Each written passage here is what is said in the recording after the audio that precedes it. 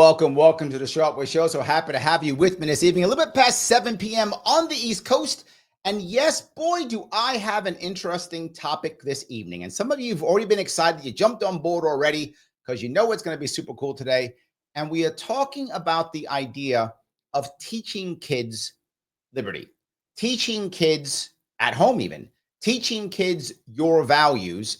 And it's a perfect time because Trump is ending the Department of Education, and clearly the entire world will end. And as the world is exploding around us, what can we do? Well, I know someone who I think is going to have a couple of answers to that. I think he's going to understand what's going on. He is an author. He is an entrepreneur. He has been talking about training kids and parents for many years. The man himself, Connor Boyack. How are you, sir? I'm doing awesome, Larry. Thanks for having me on. Absolutely. Happy to have you. And look, I have to go right to the point, what everyone's going to be talking about, which is the DOE, Federal Department of Education, going away. And there are a lot of people who are afraid. And you hear them literally say, oh, my kid's not going to be educated. The world is ending. Lots of fear. But I feel like there's a secondary part of people, or maybe a chunk of people who are saying, yeah, it's failing. So what are you going to do? Has anything changed for you since this has happened? No, I mean, I think it's as expected. I mean, we're not going to really see any effect. Even downsizing the Department of Education by half, right? No one's going to really notice any change. It's like when Elon laid off 80% of Twitter, the machines still worked, our accounts are still operational. So until we fully get rid of the thing, the problem I'm seeing with what they're doing, frankly, is they're letting these programs survive. They're just putting them in other federal departments as if that somehow solves the problem. Right? Like the perception is that the problem is that they're all under one department rather than separate, but they're still funded at the same level that they were. It's just different bureaucrats managing it. So to me, it's kind of a hollow victory to gut the Department of Education and just move it around. The reality is, however, the Department of Education was created by Carter after pressure by the teachers union. And what did they do? It's the exact opposite. They took these programs that already existed in the federal government and they consolidated them into one department. So they're kind of reverse engineering that now and putting it back where it was, kind of. I wish they'd just fully get the feds out of education entirely. And Larry, I'll share a quick story that maybe you saw this in the news. There was this group that got together, spent a year and a half reviewing how education was going in America. They were trying to assess, how are we doing? Is this fear of parents unfounded? Are there problems? What's going on in education? They spend 18 months doing this study, talking to teachers and students, reviewing the curricula. They produce a report at the end of this study. And in the report, they warned that America's educational foundations were being submerged under a rising tide of mediocrity. Wow. And that if a foreign government they said in the report, if a foreign government had attempted to impose upon America the very mediocre educational performance that now exists today, we might have viewed it, they said, as an act of war. As it stands, we've allowed this to happen to ourselves. Now, Larry, the fib here, the reveal is that you didn't, and your viewers didn't see this recently in the news, as I suggested. This was released under the Reagan administration in 1983. Over 40 years ago, they said that there was a rising tide of mediocrity in the schools, just a few years after the Department of Education was created, by the way. So the department just made sure it stayed. Right, exactly. It's consolidated and institutionalized that mediocrity. Oh, my God. Yeah, you brought up a very valid point that I am concerned about, too. Now, of course, I want the government to get smaller, obviously. Of course, I want less centralized control, obviously. But the problem is it reminds me a little bit of Obamacare. And hear me out on this. When Obama brought up Obamacare, he made up the marketplace. See, it's the free market. And if Obamacare doesn't work, see, free market doesn't work because he made the marketplace. I know some people who are listening right now fell out of the chair. I know, but that's what he did. So my worry is we create Doge, we get rid of Department of Education, nothing changes. See, Connor, you were wrong the whole time. We tried to fix it, we got rid of it, and nothing changed. See, we were right. More money was the answer. No, I think you're not wrong. There will be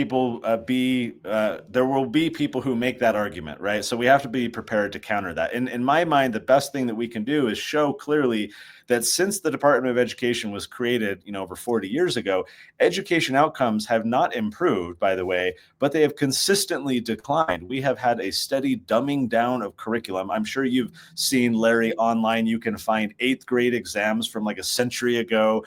And as an adult, as a competent, professional, intelligent adult, you go try and take that 8th grade exam and you struggle because, oh my gosh, they're asking things that I never learned in school. And I don't really think about it that way. So we've had this consistent dumbing down. So anyone who wants to defend the Department of Education, I think the onus, the burden is on them to be able to justify, like, if we're going to allocate this level of taxpayer investment and government involvement, then can you point to any like successful outcome that the department has been involved in? Frankly, like you and I think are going to agree on the fact that we need to get government entirely out of education. This is not a role of government. Yep. We need competition in an actual education marketplace, not in a fake marketplace of a pseudo monopoly that we give to public schools. Well, that's what the wealthy get, which is what I keep telling people. The wealthy go to private schools and they pick and select. The schools have to do something, or the wealthy don't send their kids to the school. The wealthy are in a competition. They're in a market-based environment. That's right.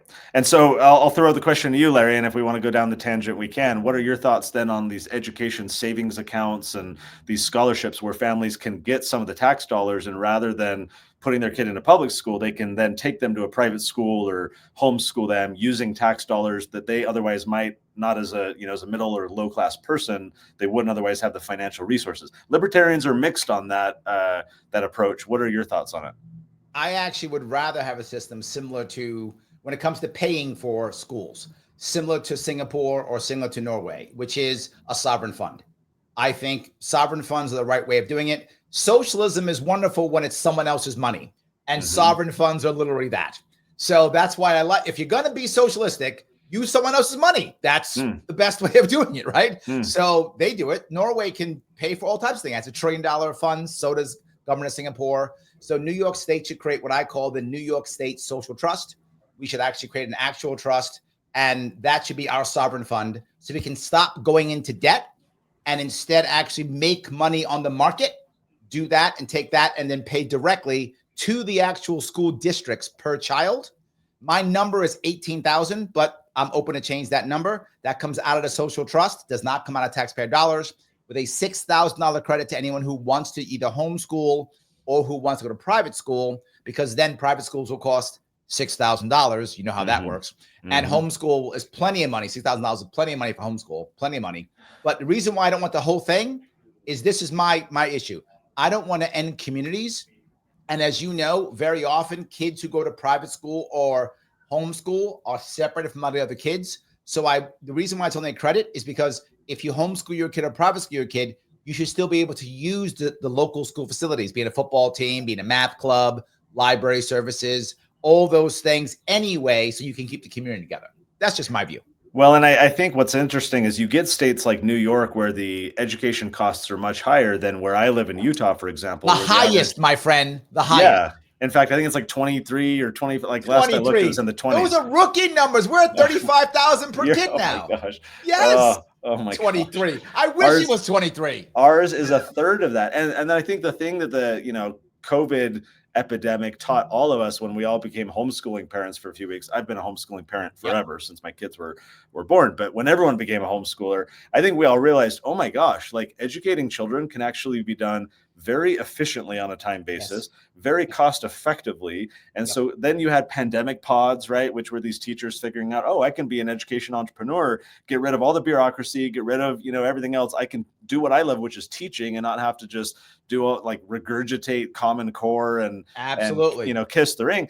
Now those pandemic pods have transitioned into what we call micro schools now, where you still have these teachers with a high level of autonomy and academic freedom, being able to teach and finding creative different models of pedagogy where kids are learning in all kinds of different ways. So I'm very bullish when it comes to education. Like, looking historically, there's a ton of problems, but I think the toothpaste is out of the tube. And so many families have now realized, like, why am I going to continue to put my kid into this environment that, by the way, not only has intellectual indoctrination that we have problems with from a values perspective, but also like toxicity from a social perspective of 100%. bullying and drugs and sex and everything else.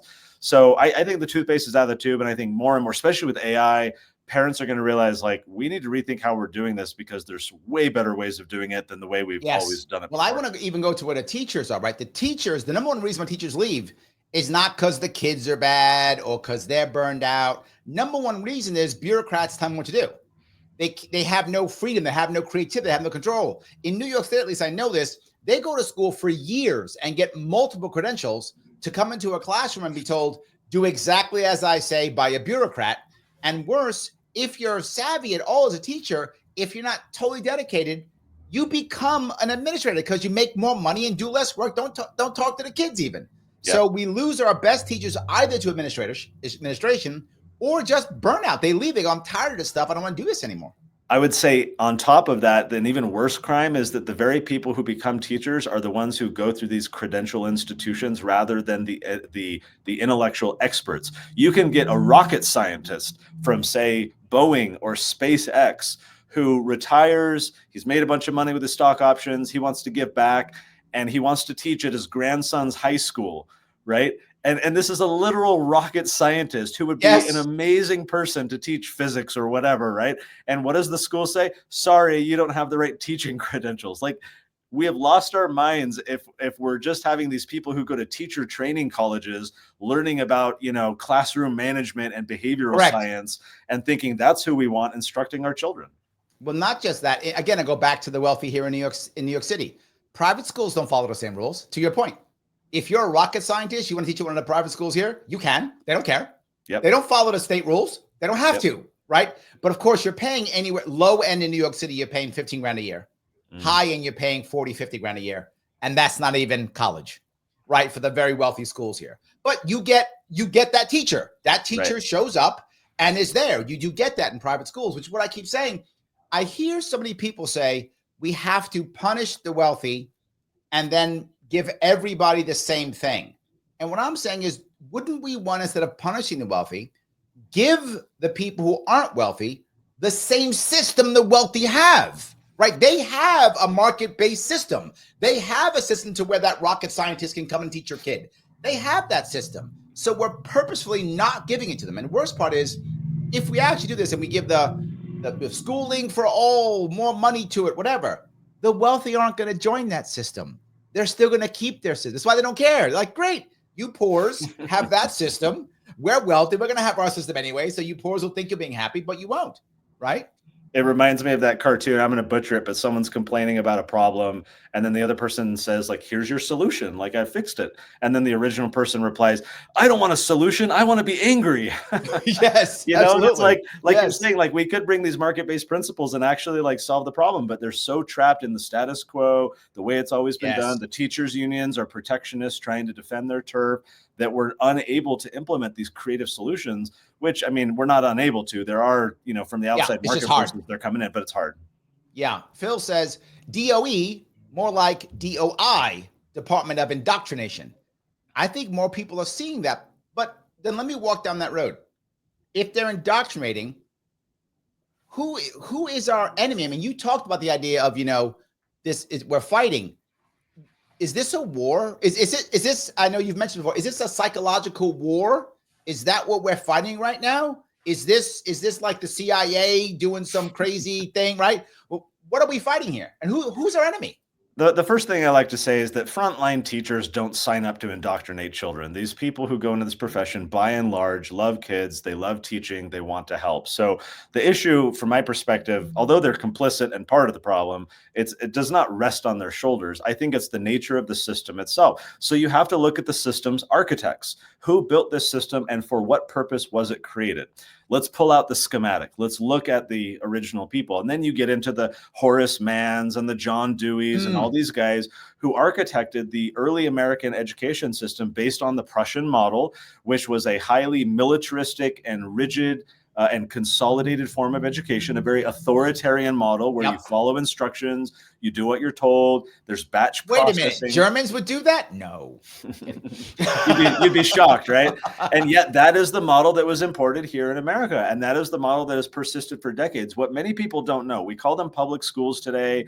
They've had other nicknames over the years, over the decades. But for a long time, multiple decades, these schools were called factory schools. That was the common name of reference. And that was because you have the rise of the industrial era, you have the progressive era, you get the machinery of industry. And it was perceived that, wow, America's humming post-war, everything's going great. Look at these schools. They're set up in a way to produce good factory workers who can sit there and do the same thing with a widget over and over again. Only, go to the bathroom if they raise their hand to their supervisor. They're good little cogs in a machine.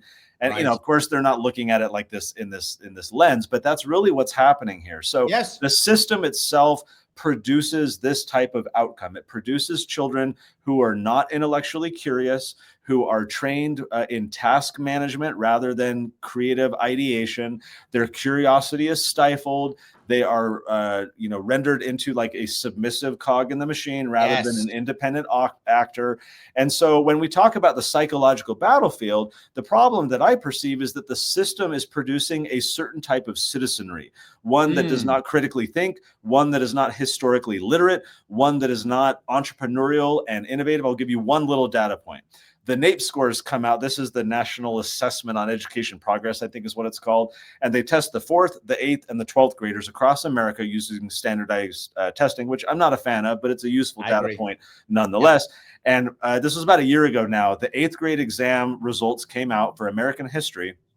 And across America, for 8th graders, the result was that only 13% of them are proficient in American history. So I ask you, Larry, what becomes of the American citizenry when those 8th graders become 18-year-old voters and they are able to have political power over you and I, and yet 87% of them are not historically literate about America? We all know the quote, "Those who don't learn from the past are condemned to repeat it." This is our citizenry. This is our future. And this is what the system is producing. And I'll wrap here. If you are a ruler in power, Larry, you'll agree with me that the type of citizenry over which you want to rule is one that is intellectually subdued. You don't want rabble-rousers and independent-minded, creative thinking, critical thinkers. No, you want to rule over ignorant, distracted, entertained masses who will leave you alone to do whatever you want, who won't challenge you, right? And so that, to me, is the big problem here, is the system is producing a certain type of citizenry that is conducive to the state, but it is not conducive to the individual, which is why we think we need to flip it on its head. Well, I mean, putting all of that together, obviously, I agree with what you're saying, right? Obviously it is. And we would make it because we wanted to be factory workers. But I want to touch a couple comments here, which are right on point. Lil J says, we are 100 years removed from factories in the U.S. Yes, absolutely. Morgan says, create a nation of workers, not thinkers. Yes, 100% true on both of those pieces, right? But you've said something, though, that I think is funny. You're talking about the idea of loving to learn versus loving school, right? Two separate issues, right? Getting someone to want to learn and keep moving, because there's a difference, obviously, between someone being able to say something, whatever the thing may be, right? Right. Versus someone just being able to create and fix. The last piece I want to bring up here, if I could, the piece you brought up with the history piece, why it's so critical. I was talking to my daughter about this just the other day, and she was talking about military. I'm a Marine, and I was talking to her about some Marine Corps history. And she said, Dad, why do you know so much about the Marine Corps history? I said, but it's important because that's institutional knowledge. That's what it is. It makes me a Marine, right? It's why I still have my my cult symbol, right? So yes, I still have it, right? And any Marine will tell you, like, every Marine knows the Marine Corps birthday. Every Marine knows Marine Corps birthday. Every Marine knows the big battles. And she was asking me why. I said, because even though I wasn't in the battle is still with me. The battle is with the organization, the institution. What we did as Marines is still there.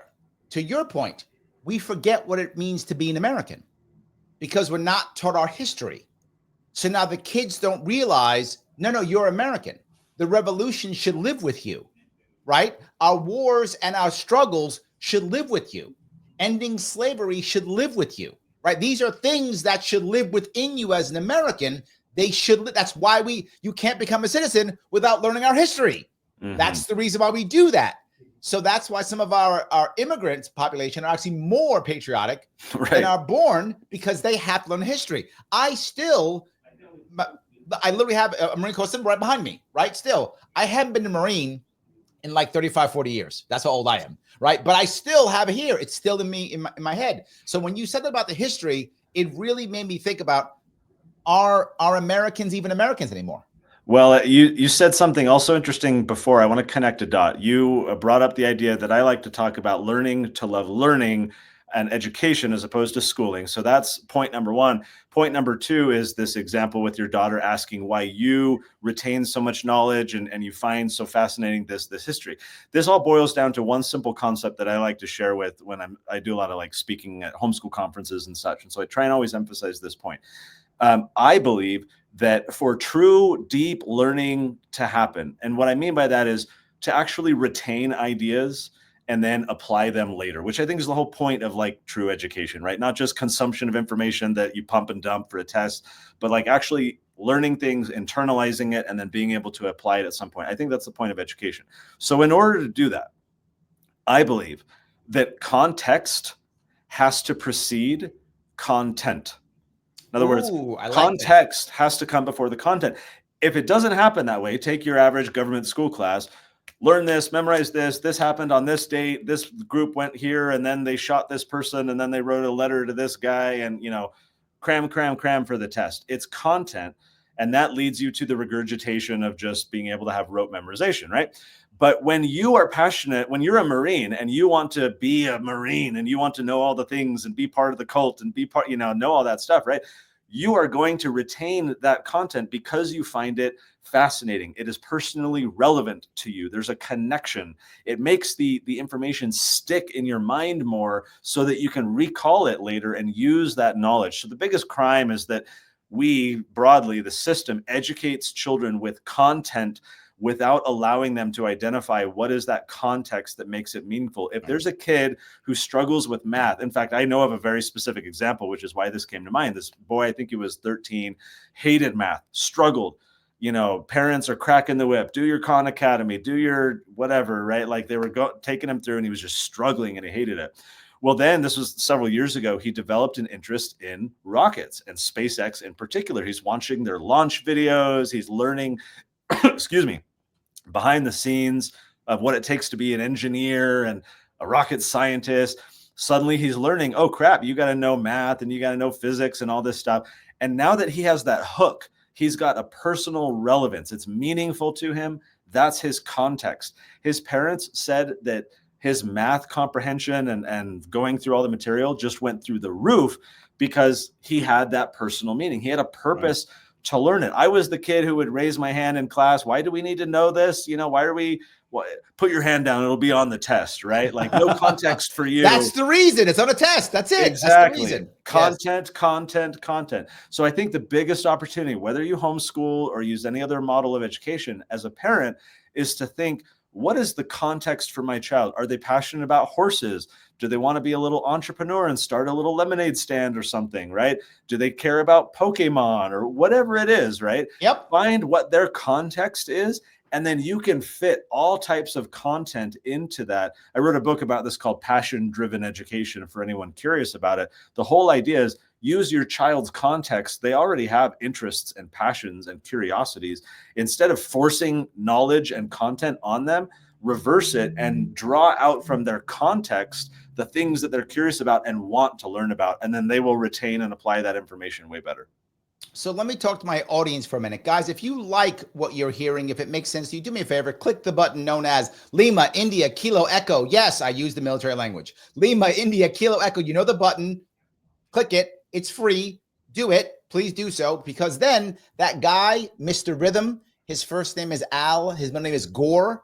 That guy, he loves when you click that button because then he shares it everywhere and everyone can see it. So please do that if you would. Also, share it if you have not shared it. Pick it up, put it into a Facebook group, put it into, Facebook group, put it on Twitter, put it on X, what the case may be.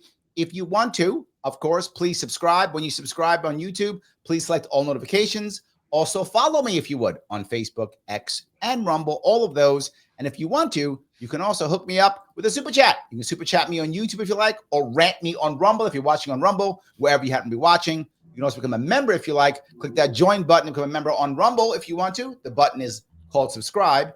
On YouTube, it is join, whichever works for you. But no matter what you do, you need to go over to Twitter or X and follow Connor on C Boyack at C Boyack. If you're listening to this, it's CBOYACK. If you are just listening, please follow him on Twitter. He's got links there to his books, links there to his organization. Is it let's see if I can get it right. Liberatus? That's very good. You got it. Yeah, Liberatus. You can go check him out over there if you want to do all of that. It does matter. While I'm there, let me grab one super chat. Peace. Thank you for the $5. AI seems perfect for teaching. I'm really excited to see the advancements. Education becomes free. What do you think about that, Connor? Does that make the price lower? Does it make it free? Is AI good, or is AI a problem too? Will they use that to indoctrinate us? They'll try. They certainly will try. I would recommend everyone look up Saul Khan, who's the creator of Khan Academy. If you go search for TED Talk, Saul Khan, AI education, some combination of that. About a year ago or so, maybe 2 years at this point, he did a TED Talk on the topic of education and AI. It was great. I highly recommend it. I'll very simply summarize it. His point was, look throughout history at the most learned individuals. How did they achieve their intellectual accomplishments? By and large, they had individual tutors. The best way to encourage learning is a tight feedback loop between kind of a study buddy, right, an accountability system, someone who's smart and understands the topic, and then one student, one person. So he says the benefit of AI, look, you can take a shortcut, and many students will do it under systems that aren't prepared to accommodate AI, of just copying and pasting things. We even have it in academia, in scientific literature. You can go into like ResearchGate and these websites and search for ChatGPT or search for things, and you'll find like just AI generated gobbledygook, right? It's out there. There will be students who take that path of least resistance, who just tell ChatGPT, give me the answer to this, right? And they're not going to learn. Those students weren't going to learn anyways. They were going to be the ones to copy from another kid or have someone do their homework. The opportunity with AI is something that Saul Khan and his team are actually starting to implement. And hold on for a second. That's Khan, Khan, correct? Yes. Thank you. Yep, Khan Academy. They are developing a version of AI that more mimics the individual tutor approach. Who your tutor is never going to give you the answer and just say, here you go, just enter that. They're going to ask you questions. They're going to use the Socratic method, try and draw insights out of you and get you to start to learn it. So they call their tool Conmigo, which is a play off of the Spanish conmigo, or with me. And the AI, it sees your screen, and where you struggle, it will suggest questions and prompt observations just to nudge you to that next step and get you to do the work and the learning. But you kind of have that, individual tutor next to you. That to me is the great opportunity for AI, is having everyone have an individual tutor. We just need to create more services like Conmigo that are framed in that way, rather than the chat bots that just, give you all the answers. So I think that's coming. I think there's going to be a lot more of that. One more point on AI in education is this. I am excited because I think what it's going to lead to is more competency-based examination rather than regurgitated information and essays, which AI can easily just, here's your answers, here's your essay, here's your whatever. But if I have to stand in front of my teacher and give and do an oral examination, or even over AI, I mean, there's even a company now creating AI avatars, and you have to engage with the AI avatar, and they will ask you questions, and you have to be able to answer it in real time. And so there's all kinds of ways to do it. But if you have to understand enough to be able to converse and teach someone else and verbalize these ideas, that means you're better understanding and retaining them. And so I'm excited because I think we're going to see standardized testing and Scantron sheets, right? Multiple choice essays go out the door, because all of that can be gamed. What's the point in a world where I can look any of this up on the fly to give me a quiz like that? Instead, let's get to comprehension and competency, conversation, dialogue. I think that's where we'll see the good education models go over the next few years. Well, you just made Peace's day, so that was nice. By the way, Stelline has become a new member. Thank you for the membership, my friend. I appreciate it. Every member matters. I appreciate it, guys. Thank you so much for that.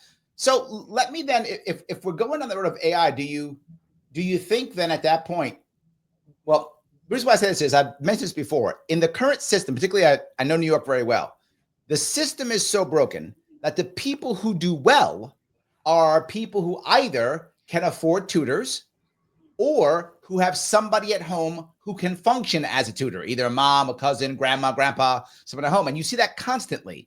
Tutors, there are lots of people in New York City, who make a living tutoring, lots of them, because that's how you get ahead. So your point is there. Are we going to put the tutors out of business? Oh no, there's going to be a tutors union that's going to come after you now, Connor.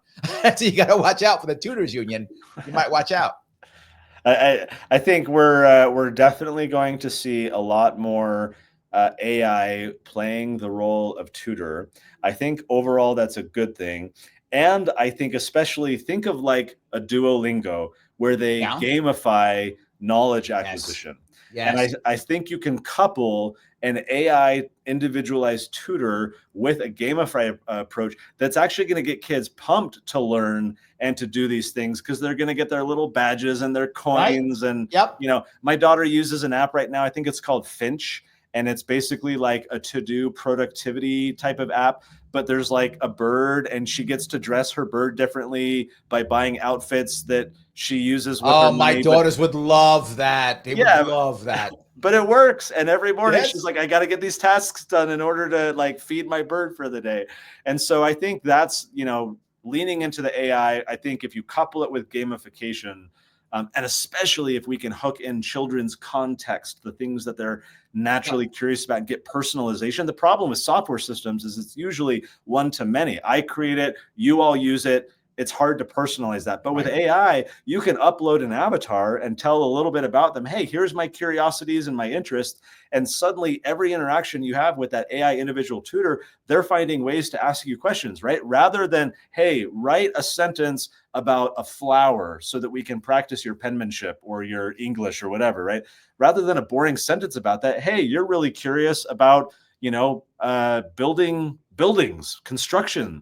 Great, write me a sentence about building the tallest house, you know, and just connecting it to what they're curious about.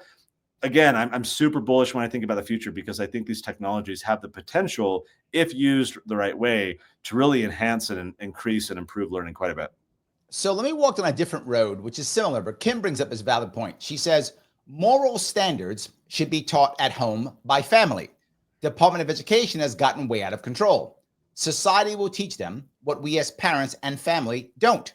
It's our job to get them ready for it. Now, you've brought something up which I wanted to bring up. The idea that somehow in America, we find it normal, or have it in the past, not so much now, but in the past, that we would teach our kids our religious, thought processes, our religious values. If we're Christian, we might teach out of the Bible. If we're Muslim, we might teach out of the Quran. Whatever. We would teach our religious morals and values was common.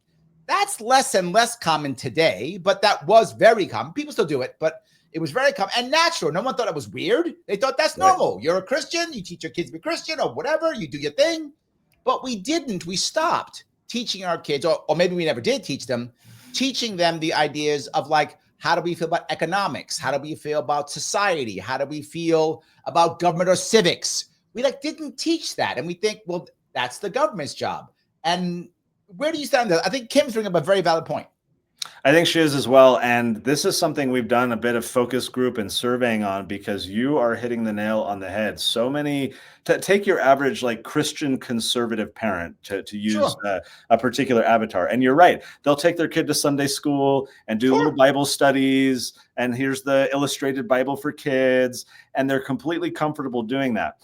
But for some reason, and this was the question we were trying to get at the root of, why aren't they doing this for their more political, civic, economic principles that they deeply hold? They're passionate American, freedom lovers, whatever. But why aren't they transmitting that to their children? And there's a few answers. The key one that came out of our learning, and it won't be a surprise, was that the parents had a high interest in their children learning these ideas, a high level of interest, but they had a very low level of confidence in their ability to teach it to their children. And so it was a feeling of intellectual inferiority and incompetence.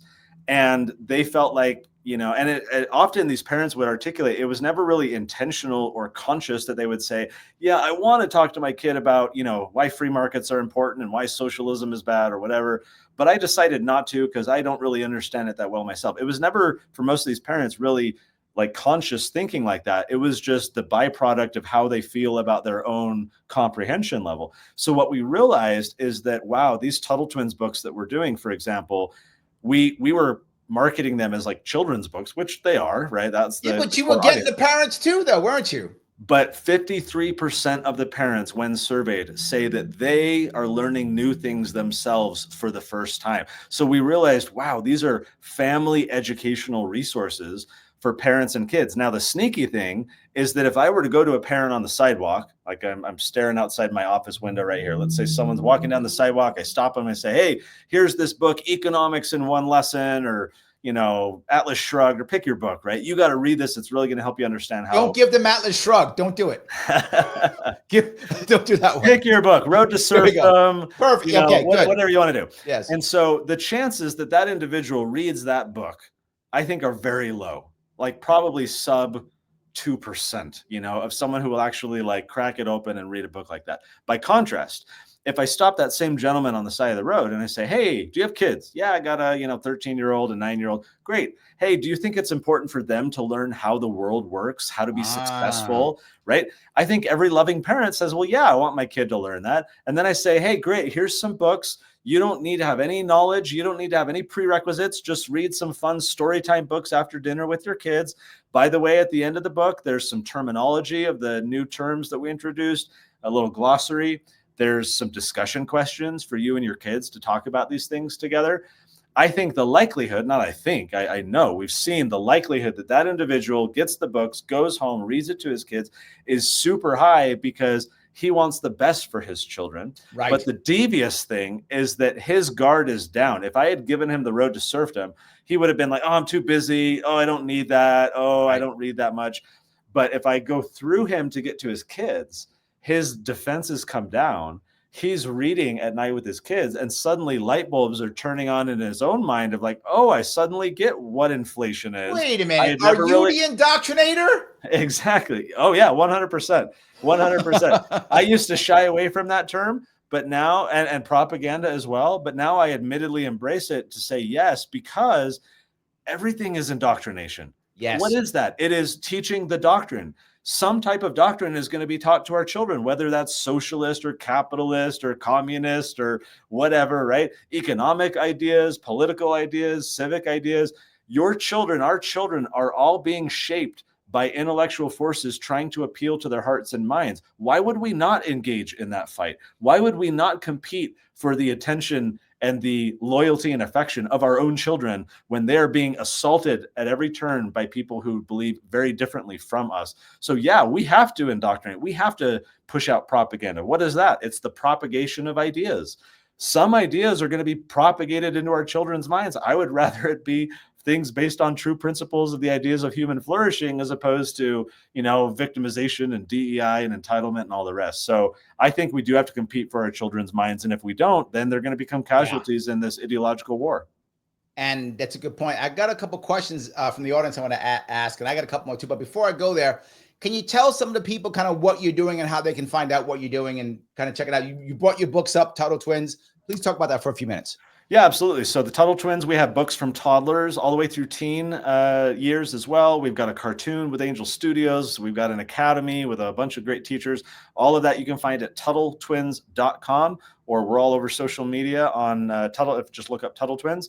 One other fun thing, kind of an outgrowth of the Tuttle Twins. Again, the point of education is action, is to apply these ideas. We launched a program called the Children's Entrepreneur Market. Think of these like farmers markets, but kids run the whole show. Mom or dad or other trusted adult can help set up their little booth, but then they have to sit back and let the kids run the whole show, count the money, haggle, dispense the product, answer questions, resolve concerns. And so what we're seeing is the kids have an amazing opportunity to put into practice some of these ideas and use the profit motive to teach them about ownership, about marketing, pricing theory, right? Customer service and all the rest. We are now scaling this aggressively. This year, we will help over 100,000 kids launch a small business. Wow. We will be Amazing. in every single state, including yours, Larry. And so go to, this is a mouthful, children'sentrepreneurmarket.com. You can look it up on Children's social. Entrepreneur Market. Again, children's with an S, children's entrepreneur market.com. And if that's hard to spell and type it in, just Google it and it'll autocorrect for you and you'll find it because it's a mouthful. Children'sentrepreneurmarket.com. So you can go and look up, is there a market near me? Where can I find a market? We're going to be launching them April 1st, a big series of markets for the year. So it's great timing. You can subscribe to the email. Anyways, it's a really fun opportunity to get the kids or grandkids involved. So there's Tuttle Twins, there's Children's Entrepreneur Market. And then for older kids, this is like your young adults, your college age kids. We actually just bought a company a few weeks ago called Praxis. And Praxis helps young adults get great, well-paying jobs without needing a college degree. So this is a way to, they've been in the movement for about a decade, kind of movement adjacent. And so a lot of more libertarian people love to do Praxis, especially because we don't want to be propagandized on a college campus for 4 years. And so is there a shortcut? Turns out there is. So that website is discoverpraxis.com. There we go. I appreciate that. Well, with that in mind, right, I feel like that people are more open to this kind of thing than they've ever been. I think with Trump's victory, and with Malay's victory, the chainsaw and Doge, people are more open to these changes than they have in a long time. If you had talked about this 8 years ago, I think a lot more people would be afraid. With that in mind, Mike has a question. You met Mike. He actually interviewed you at Freedom Fest years ago. This is Mike Voss. He says, at Connor, in your community and state, are parents fearful or anxious or happy about the DOE demise? Media says parents are fearful, but I don't see/hear it. How's it going for where you are? That's a great question. I can speak to Utah where I live, but as I said, I speak to a number of groups around the country. And so I have a little bit of a pulse on other communities as well. I would agree with Mike. I don't see it as well. Certainly there's a self-selection bias where I'm talking to more like libertarian, conservative, freedom-minded type parents. Whereas you look at the people still double masking, to this day, the more lefty type of people. And they're like, I live in New York City, my friend. I get it. You're very well familiar. I was in LA just a couple days ago and I was like, oh my gosh, there's still so many of you that are masking.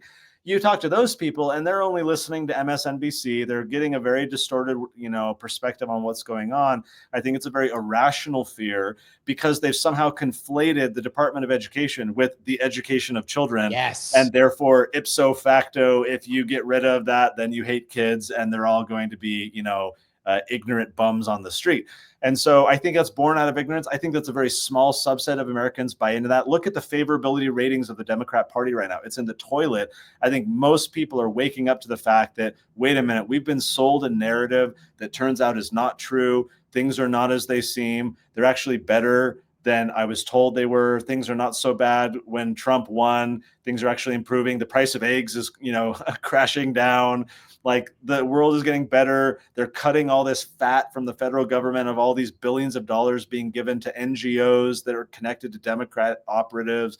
So I think the more people learn this stuff, the more this comes into the sunlight. I think the more people realize, like, wait a minute, I was being spoon-fed a narrative that was wrong. Let me now start to question more openly. Like, how many people have we seen, Larry? You've seen it over the past months, especially like during the kind of whole Trump campaign, of leftists who were kind of having their red pill moment of realizing, oh my gosh, I've been lied to. I was only watching CNN and now I realize, like I had this experience or whatever. And the popular people brought them over too, like the Joe Rogans of the world, right? Like the Elon Musk of the world. RFK Jr. clearly brought a bunch of Democrats over. Tulsi Gabbard brought Democrats over. I think it's an amazing trend that we're in a fortunate time. Now, to me, the proof is in the pudding. Are we going to, like, take Doge, for example, right? I see someone like Elon, and I see a guy who likes to be in charge, who does a very great job of being in charge, but he's able to captain a ship very explicitly in his companies and say, here's what's going to happen. Here's what we're going to do. My prediction since they started Doge was that, and I would love to be proven wrong, I hope this isn't the case, but you take someone like Elon who loves to be in control and be able to make change quickly. You put them into a highly bureaucratic, highly political system where, try as they might, they still need Congress. They still need to go through the process. There's only so much they can do through the executive branch. And I see someone like Elon becoming very miserable in the next few months because of just being chewed up in the, the machine of DC. Yep. And so then he punts and says, hey, I'm now delegating to all these people, you can do it. I'm going to go back to my companies. I'd love to be proven wrong. I'd love to see Congress be compliant. The Republicans have both houses. One would presume that would mean they're more friendly to Doge-like ideas. I think that's not entirely the case, of course. And so I'm very curious to see how these next few months play out, especially with like the Department of Ed, as we talked about. They're not really shutting it down. They're just reallocating its programs to different, departments. So I don't know, there's a lot of opportunity. I have some hope, but I'm a little bit skeptical about what's actually going to happen. What I see here in New York City, and I live in a very left-leaning district where I live. AOC is my congressperson, so you know where I live. Yes, exactly. You know where I live. At a local level, Republicans haven't run a candidate in 10 years. They don't. It's like Utah. Utah doesn't run for Senate anymore. Democrats don't run for Senate anymore. Republicans don't run local Senate for me anymore. They've given up. That's how New York City is 6-1 Democrat to Republican. Wow. So yes, Utah is only 4-1 Republican to Democrat. So I got you beat. So yes, but my point being, people here should be, to Mike's point, Mike also lives in the city, should be, in theory, in the streets screaming. They should be yelling with their hair on fire. They should be, but they're not. Now, a lot of them don't like Trump or don't like it, but they know, let me just be quiet and just let's see what happens. They're like kind of just saying nothing, but because they know they can't say they like it. They can't, because then they can't have any friends. So they want to have friends, so they can't say they like it. So they just say nothing and keep their mouth shut. That's what I'm seeing here in New York City. There's always people who just, scream and yell, but most of them are just kind of hanging out and just kind of letting it go in that. Well, they're too busy keying Teslas, not swastikas into the side of Teslas right now, right? That's keeping them busy. Absolutely. Yes, absolutely. So yeah. IC says, Larry, if government dollars infiltrate private education, they can force private institutions to dumb down the education like done in public education. No, I agree with that, which is why you follow the same model as I mentioned, right? You can't just have a special tax or special group where the money goes to education. New York State tried that. It didn't work. So the lottery was supposed to go just for education. What New York did was go, but we changed our mind and just took all the money. So that doesn't work. You have to have it as a separate company. And in Singapore, the GIC is a separate company. It's not the government. They have a separate CEO. They have a separate everything. So to your point, IC, it is sponsored by the government to start it, but it's actually a private company with a very specific charter. Otherwise, you're right. The government will just take the money, pay the private schools, and control them. You're right. So that's why the system has to be specific that way. I'm sorry, Connor, she was asking about my policy. So yes. It's great. That's just the issue. So yeah, Just Click It says, AI teachers sounds like a fantastic way for a lot of humans to lose jobs. Ooh, see, there's the fair part. See, there we go. The teachers unions are already after you, Connor. You better run. They're coming after you. You can look at every major technological innovation throughout history, and this fear, which is not entirely invalid. I don't want to totally cast it aside. It's reasonable, especially if you're in one of these professions where you're going to be displaced. It's reasonable to have that concern.